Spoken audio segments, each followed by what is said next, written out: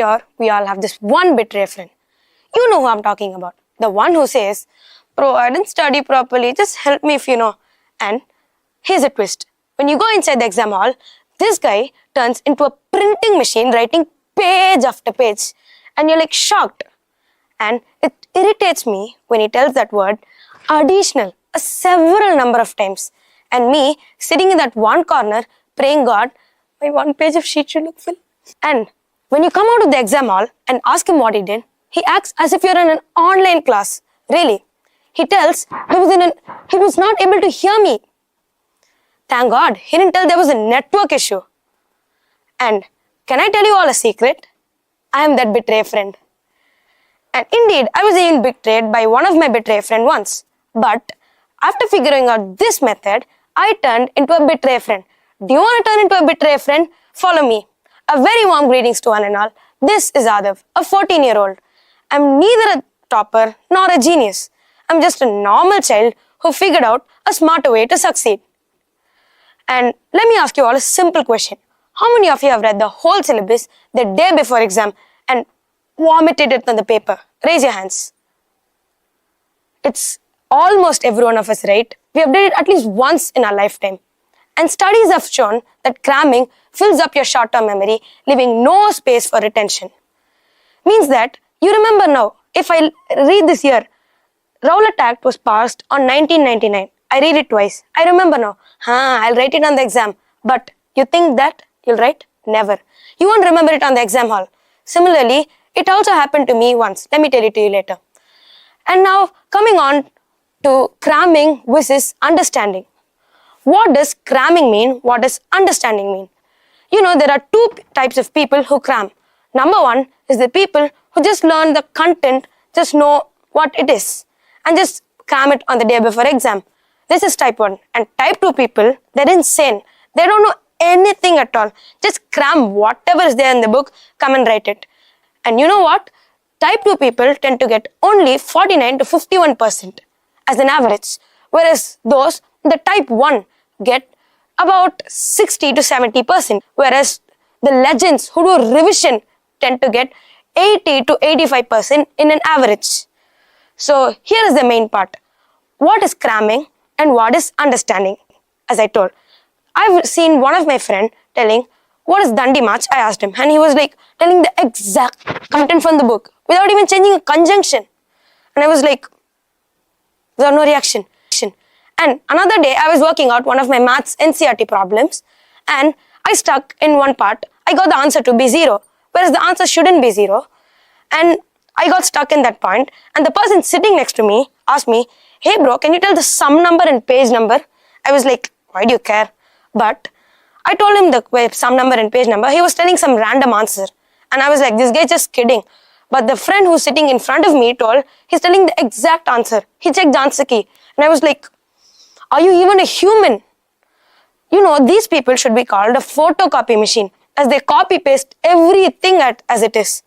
Dear photocopy machines, remember, if the power is off, you're of no use. So better turn into a human being. And now comes the main part. What is my method? It's the RBR, right? The magical pill of success. Step 1 is to read whatever your teacher had taught that day. Simple as it is. It's like brushing your teeth. You don't wait until they're dirty, right? You brush it every day. It's like brushing your brain maybe. And step number 2 is to take short breaks. And there are 2 golden rules to be followed. Number 1 is your break should be half of your study time. For example, if you study for 30 minutes, take a 15 minutes break to be maximum, whereas 10 minutes break would be ideal. And then step number 3 is to do revision. You don't just eat your favorite food once and leave it off, right? You just go eat it again and again. Similarly, go revise it on the weekend. Whatever you studied the weekday, just go revise it on the weekend. It's simple. And step 4, during the day before exam, you just revise everything and be cool. But never ever read new topics. And never follow my friend's rule. To be honest, I once asked my friend, can you tell me what method you follow? He told, I follow the 5-minute study rule. It's like study for 5 minutes and take a 5-hour break watching through Instagram reels. Why is that 5 minutes also necessary? Go watch reels. And I'll tell you a few points to remember. never ever start by new tough topics. Start by easy ones, as tough topics would grab your confidence level, because confidence and involvement is the key behind RBR.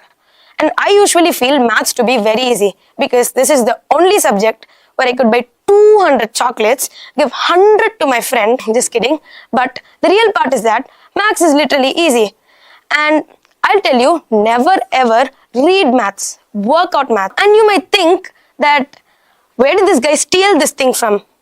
To be honest, I've never stolen it from anyone. Here's my personal story. One day I studied very well. And I was like, I could get 80 on 80. But when I entered onto the exam hall, my mind went blank.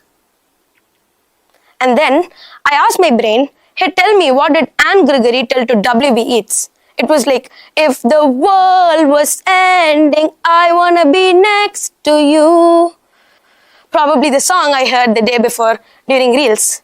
It got stuck to my head and took almost every content. I went blank and I scored only 56 out of 80.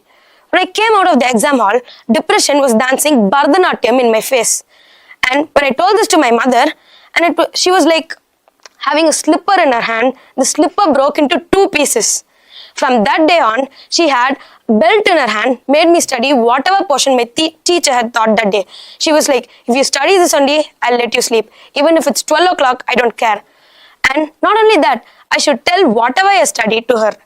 She'd ask me questions, even one sentence. Every sentence she asked me a question. I should be perfect. And if I tell even a phrase, even a conjunction wrong, she'd be like, come on, tell it to me 5 times. Tell Viva, come on. And it actually worked, you know. And have anyone here known about the Newton's law of gravitation, which is F equals gmm by r square? And anyone know the Coulomb's law, which is F equals gq1 q2 by r square? Looks similar, right? But they're not the same. Similarly, I have an idea similar to that of my inspiration, who's none other than Kiran Bedi, who's the first woman IPS officer of India. And she used to have some healthy routines. She used to wake up in the morning, study, and then have short breaks and go on. Even during her tennis sessions, she never forgot revising, because she has once said that revising is the key behind your success. Similarly, I even tell you, whether you read, you just revise. It makes you perfect in whatever thing you do. And you know, RBR is literally a game changer. It actually makes even a person who usually fail to the one who get about 80 to 90%. Once I used to get above 50 to 60% in average. When I started using this RBR method, I used to get about 85 to 90% in the overall. So I tell everyone follow RBR. It is simple as it is. And never ever watch through Reels or mobile or anything. Don't go to any social media, watch YouTube, anything, because it actually distracts you from the path. And nextly, never read until the last minute of your exam, because it could even make you forget whatever things you know earlier. As Marley Ferlier has once said, success doesn't come from what you do occasionally. It comes from what you do consistently. And that's all. Thank you and happy studying.